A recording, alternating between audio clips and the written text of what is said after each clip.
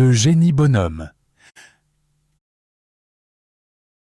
Il y avait autrefois des génies. Il y en aurait encore si vous vouliez bien croire tous ceux qui se piquent d'être des génies, mais il ne faut pas s'y fier. Celui dont il sera question ici n'était pas d'ailleurs de la première volée des génies. C'était un génie d'entresol, un pauvre garçon de génie qui ne siégeait dans l'assemblée des génies que par droit de naissance, sauf le bon plaisir des génies titrés. Quand il se présenta pour la première fois, j'ai toujours envie de rire quand j'y pense. Il avait pris pour devise de son petit étendard de cérémonie « Fais ce que doit, advienne que pourra ».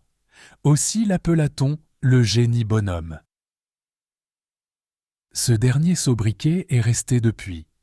Aux esprits simples et naïfs qui pratiquent le bien par sentiment ou par habitude, et qui n'ont pas trouvé le secret de faire une science de la vertu. Quant au sobriquet de génie, on en a fait tout ce qu'on a voulu. Cela ne nous regarde pas. À plus de 200 lieues d'ici, et bien avant la Révolution, vivait dans un vieux château seigneurial une riche douairière dont ces messieurs de l'école des Chartes n'ont jamais pu retrouver le nom. La bonne dame avait perdu sa bru jeune et son fils à la guerre. Il ne lui restait pour la consoler dans les ennuis de sa vieillesse que son petit-fils et sa petite-fille qui semblaient être créés pour le plaisir de les voir, car la peinture elle-même, qui aspire toujours à faire mieux que Dieu n'a fait, n'a jamais rien fait de plus joli. Le garçon, qui avait 12 ans, s'appelait Saphir, et la fille, qui en avait 10, s'appelait Améthyste. On croit, mais je n'oserais l'assurer, que ces noms leur avaient été donnés à cause de la couleur de leurs yeux, et ceci me permet de vous apprendre ou de vous rappeler 2 choses en passant. La première, c'est que le saphir est une belle pierre d'un bleu transparent, et que l'améthyste est une autre qui tire sur le violet.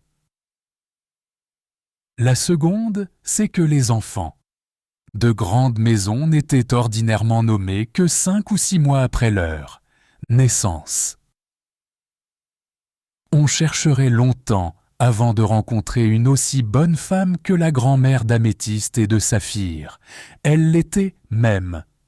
Trop, et c'est un inconvénient dans lequel les femmes tombent volontiers quand elles ont pris la peine d'être bonnes, mais ce hasard n'est pas assez commun pour mériter qu'on s'en inquiète. Nous la désignerons cependant sous le nom de trop bonne, afin d'éviter la confusion s'il y a lieu. Trop bonne aimait tant ses petits-enfants, qu'elle les élevait comme si elle ne les avait pas aimés. Elle leur laissait suivre tous leurs caprices, ne leur parlait jamais d'études, et jouait avec eux pour aiguiser ou renouveler leur plaisir quand ils s'ennuyaient de jouer. Il résultait de là qu'ils ne savaient presque rien, et que, s'ils n'avaient pas été curieux comme sont tous les enfants, ils n'auraient rien su du tout. Cependant, Trop-Bonne était de vieille date l'amie du génie bonhomme, qu'elle avait vu quelque part dans sa jeunesse.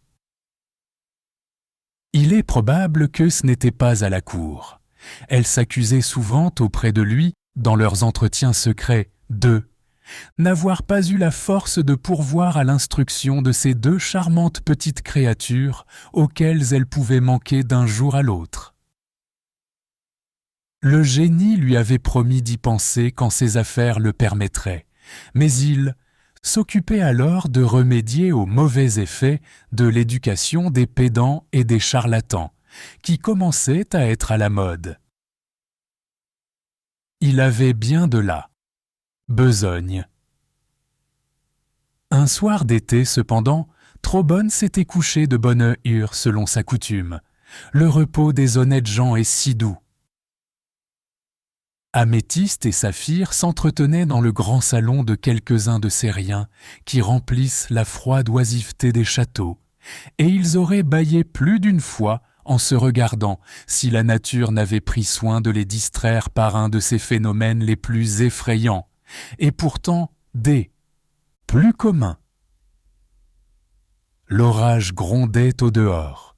De minute en minute, les éclairs enflammaient le vaste espace, où se croisaient en zigzags de feu, sur les vitres ébranlées.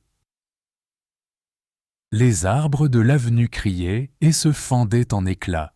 La foudre roulait dans les nues comme un char d'airain. Il n'y avait pas jusqu'à la cloche de la chapelle qui ne vibrât de terreur et qui ne mêlât sa plainte longue et sonore au fracas des éléments. Cela était sublime et terrible. Tout à coup, les domestiques vinrent annoncer qu'on avait recueilli à la porte un petit vieillard, percé par la pluie, transi de froid, et probablement mourant de faim, parce que la tempête devait l'avoir beaucoup écarté de sa route. Améthyste, qui s'était pressée dans son effroi contre le sein de son frère, fut la première à courir à la rencontre de l'étranger. Mais comme Saphir était le plus fort et le plus leste, il l'aurait facilement devancé s'il n'avait pas voulu lui donner le plaisir d'arriver avant lui. Car ces aimables enfants étaient aussi bons qu'ils étaient beaux. Je vous laisse à penser si les membres endoloris du pauvre homme furent réjouis par un feu pétillant. Et clair, si le sucre fut ménagé dans le vin généreux qu'Améthyste lui fit sur un petit lit de braise ardente, s'il eut enfin bon souper, bon gîte, et surtout bonne mine d'hôte. Je ne vous dirai pas même quel était ce bon vieillard, parce que je veux vous ménager le plaisir de la surprise. Quand le vieillard fut un peu remis de sa fatigue et de ses besoins, il devint joyeux et causeur, et les jeunes gens y prirent plaisir. Les jeunes gens de ce temps-là ne dédaignaient pas la conversation des vieilles gens, où ils pensaient avec raison qu'on peut apprendre quelque chose. Aujourd'hui, la vieillesse est beaucoup moins réputée, et je n'en suis pas surpris. La jeunesse a si peu de choses à apprendre. Vous m'avez si bien traité, leur dit-il, que mon cœur s'épanouit à l'idée de vous savoir heureux. Je suppose que, dans ce château magnifique, où tout vous vient à souhait, vous devez couler de beaux jours. Saphir baissa les yeux. Heureux sans doute, répondit Améthyste. Notre grand-mère a tant de bonté pour nous et nous l'aimons tant. Rien ne nous manque, à la vérité, mais nous nous ennuyons souvent. Vous vous ennuyez, s'écria le vieillard avec le marque du plus vif étonnement. Qui a jamais entendu dire qu'on s'ennuya à votre âge avec de la fortune et de l'esprit? L'ennui est la maladie des gens inutiles, des paresseux et des sots. Quiconque s'ennuie est un être à charge à la société comme à lui-même, qui ne mérite que le mépris. Mais ce n'est pas tout d'être doué par la providence d'un excellent naturel comme le vôtre, si on ne le cultive par le travail. Vous ne travaillez donc pas? Travaillez, répliqua Saphir un peu piqué. Nous sommes riches, et ce château le fait assez voir. Prenez garde, reprit le vieillard, en laissant échapper à regret un sourire amer.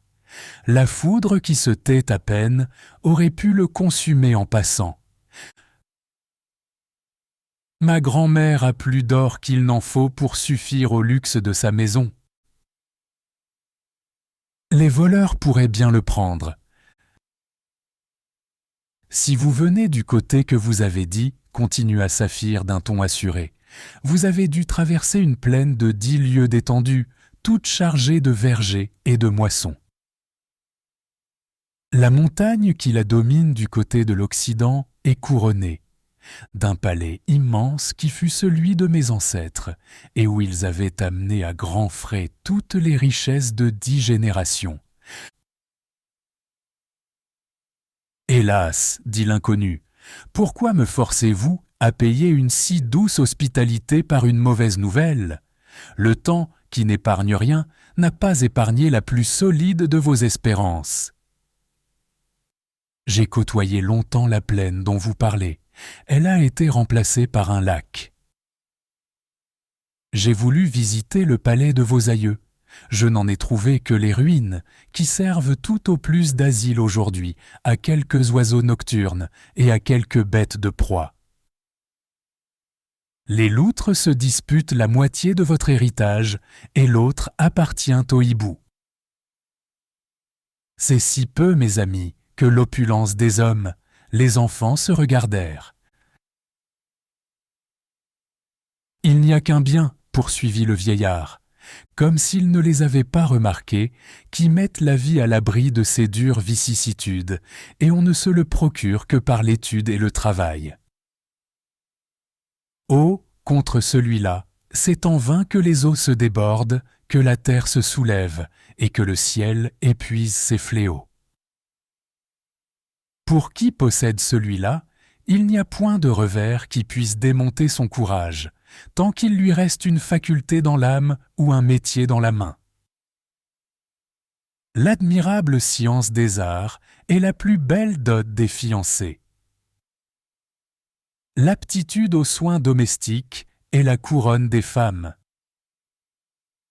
L'homme qui possède une industrie, utile ou des connaissances d'une application commune, est plus réellement riche que les riches, ou plutôt, il n'y a que lui de riche et d'indépendant sur la terre. Toute autre fortune est trompeuse et passagère. Elle vaut moins et dure. Peu. Améthyste et Saphir n'avaient jamais entendu ce langage. Ils se regardèrent encore et ne répondirent pas. Pendant qu'ils gardaient le silence, le vieillard se transfigurait. Ses traits décrépits reprenaient les grâces du bel âge et ses membres cassés l'attitude saine et robuste de la force. Ce pauvre homme était un génie bienfaisant avec lequel je vous ai déjà fait faire connaissance. Nos jeunes gens ne s'en étaient guère doutés, ni vous non plus. Je ne vous quitterai pas, ajouta-t-il en souriant, sans vous laisser un faible gage de ma reconnaissance pour les soins dont vous m'avez comblé. Puisque l'ennui seul a jusqu'ici troublé le bonheur que la nature vous dispensait d'une manière si libérale, recevez de moi ces 2 anneaux qui sont de puissants talismans. En poussant le ressort qui en ouvre le chaton, vous trouverez toujours dans l'enseignement qui y est caché un remède infaillible contre cette triste maladie du cœur et de l'esprit. Si cependant l'art divin qui les a fabriqués trompait une fois mes espérances, nous nous reverrons dans 1 an et nous aviserons alors à d'autres moyens. En attendant, les petits cadeaux entretiennent l'amitié, et je n'attache à celui-ci que 2 conditions faciles à remplir.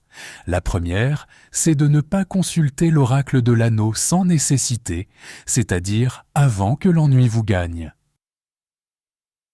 La seconde, c'est d'exécuter ponctuellement tout ce qu'il vous prescrira.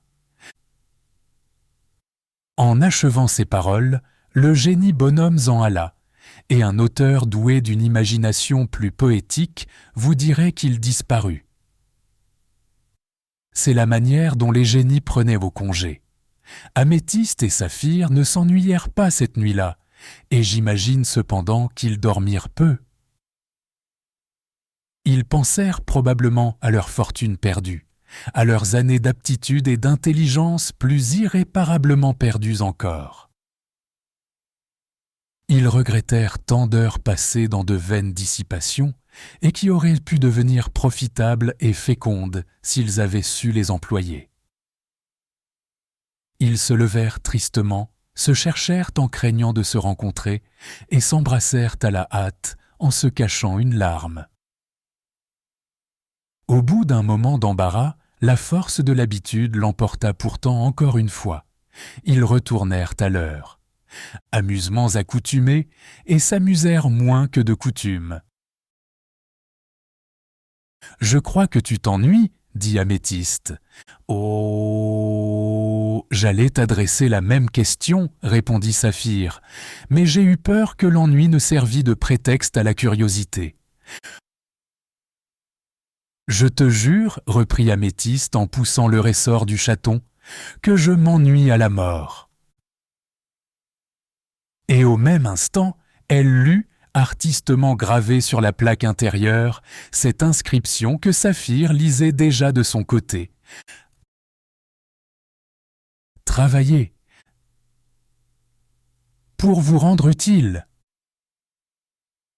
Rendez-vous utile. Pour être aimé. Soyez aimé. Pour être heureux. Ce n'est pas tout, observa gravement Saphir. Ce que l'oracle de l'anneau nous prescrit, il faut l'exécuter ponctuellement. Essayons, si tu m'en crois. Le travail n'est peut-être pas plus ennuyeux que l'oisiveté. « Oh, pour cela, je t'en défie, répondit la petite fille. Et puis, l'anneau nous réserve certainement quelque autre ressource contre l'ennui. Essayons comme tu le dis. Un mauvais jour est vite passé. Sans être absolument mauvais, comme le craignait Améthyste, ce jour n'eut rien d'agréable. On avait fait venir les maîtres, si souvent repoussés, et ces gens-là parlent une langue qui paraît maussade, parce qu'elle est inconnue, mais à laquelle on finit par trouver quelque charme quand on en a pris l'habitude. Le frère et la sœur n'en étaient pas là. 20 fois, pendant chaque leçon, le chaton s'était entr'ouvert au mouvement du ressort, et 20 fois l'inscription obstinée s'était montrée à la même place. Il n'y avait pas un mot changé. Ce fut toujours la même chose pendant une longue semaine. Ce fut encore la même chose pendant la semaine qui la suivit. Saphir ne se sentait pas d'impatience. « On a bien raison de dire, murmurait-il en griffonnant un pensum, que les génies de ce temps-ci se répètent. C'est un étrange moyen pour guérir les gens de l'ennui que de les ennuyer à outrance. » Au bout de 15 jours, ils s'ennuyaient moins parce que leur amour-propre commençait à s'intéresser à la poursuite de leurs études. Au bout d'un mois, ils s'ennuyaient à peine parce qu'ils avaient déjà semé assez pour recueillir. Ils se divertissaient à lire à la récréation, et même dans le travail, des livres fort instructifs et cependant fort amusants, en italien, en anglais, en allemand. Ils ne prenaient point de part directe à la conversation des personnes éclairées, mais ils en faisaient leur profit depuis que leurs études les mettaient à portée de les comprendre. Ils pensaient enfin, et cette vie de l'âme que l'oisiveté détruit, cette vie nouvelle pour eux, leur semblait plus douce que l'autre, car ils avaient beaucoup d'esprit naturel. Leur grand-mère était d'ailleurs si heureuse de les voir étudier sans y être contraints, et jouissait si délicieusement de leur succès. Je me rappelle fort bien que le plaisir qu'ils procurent à leurs parents est la plus pure joie des enfants. Le ressort joua cependant bien des fois durant la première moitié de l'année. Le 7e, le 8e, le 9e mois, on l'exerçait encore de temps à autre. Le 12e, il était rouillé. Ce fut alors que le génie revint au château, comme il s'y était engagé. Les génies de cette époque étaient fort ponctuels dans leurs promesses. Pour cette nouvelle visite, il avait déployé un peu plus de pompe, celle d'un sage qui use de la fortune sans l'étaler en vain appareil, parce qu'il sait le moyen d'en faire un meilleur usage. Il sauta au cou de ses jeunes amis qui ne se formaient pas encore une idée bien distincte du bonheur dont ils lui étaient redevables. Ils l'accueillirent avec tendresse, avant d'avoir récapitulé dans leur esprit ce qu'il avait fait pour eux. La bonne reconnaissance est comme la bonne bienfaisance. Elle ne compte pas. Eh bien, enfants, leur dit-il gaiement, vous m'en avez beaucoup voulu, car la science est aussi de l'ennui. Je l'ai entendu dire souvent, et il y a des savants par le monde qui m'ont disposé à le croire. Aujourd'hui, plus d'études, plus de science, plus de travaux sérieux, du plaisir s'il y en a, des jouets, des spectacles, des fêtes.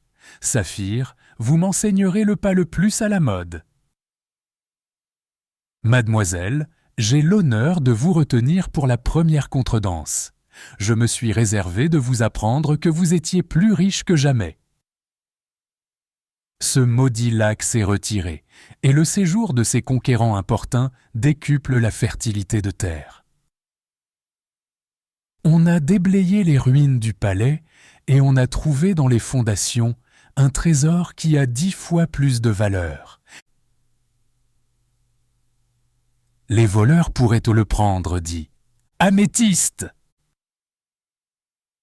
Le lac regagnera peut-être le terrain qu'il a perdu, dit Saphir. Le génie avait perdu leur dernière parole, où il en avait l'air. Il était dans le salon. Ce brave homme est bien frivole pour un vieillard, dit Saphir. Et bien bête pour un génie, dit Améthyste. Il croit peut-être que je ne finirai pas le vase de fleurs que je peins pour la fête de grand-maman. Mon maître dit qu'il voudrait l'avoir fait et qu'on n'a jamais approché de plus près du fameux Monsieur Rabel. Je serais fâché, bonne petite sœur, reprit Saphir, d'avoir quelque avantage sur toi ce jour-là, mais j'espère qu'elle aura autant de joie, qu'on peut en avoir sans mourir en comptant me 6 couronnes. Encore faudra-t-il travailler pour cela, reprit. Améthyste, car tes cours ne sont pas finis. Aussi faudra-t-il travailler pour finir ton vase de fleurs, répliqua Saphir, car il n'est pas fini non plus. Tu travailleras donc, dit Améthyste d'une voix caressante, comme si elle avait voulu implorer de l'indulgence pour elle-même. Je le crois bien, dit Saphir, et je ne vois aucune raison pour ne pas travailler, tant que je ne saurai pas tout. Nous en avons pour longtemps, s'écria sa sœur en bondissant de plaisir. Et en parlant ainsi, les jeunes gens arrivaient près de Trobonne, qui était alors trop heureuse. Saphir s'avança le premier, comme le plus déterminé, pour prier sa grand-mère de leur permettre le travail, au moins pour 2 autres années encore. Le génie, qui essayait des entrechats et des ronds de jambes en attendant sa première leçon de danse, partit d'un éclat de rire presque inextinguible, auquel succédèrent pourtant quelques douces larmes. « Travaillez, aimables enfants, leur dit-il, votre bon aïeul le permet, et vous pouvez reconnaître à son émotion le plaisir qu'elle éprouve à vous contenter. Travaillez avec modération, car un travail excessif brise les meilleurs esprits, comme une culture trop exigeante épuise le sol le plus productif. Amusez-vous quelquefois, et même souvent, car les exercices du corps sont nécessaires à votre âge, et tout ce qui délasse la pensée d'un travail suspendu à propos la rend plus capable de le reprendre sans effort. Revenez au travail avant que le plaisir vous ennuie. Les plaisirs poussés jusqu'à l'ennui dégoûtent du plaisir. Rendez-vous utile enfin pour vous rendre digne d'être aimé, et, comme disait le talisman, soyez aimés pour être heureux. S'il existe un autre bonheur sur la terre, je n'en sais pas le secret.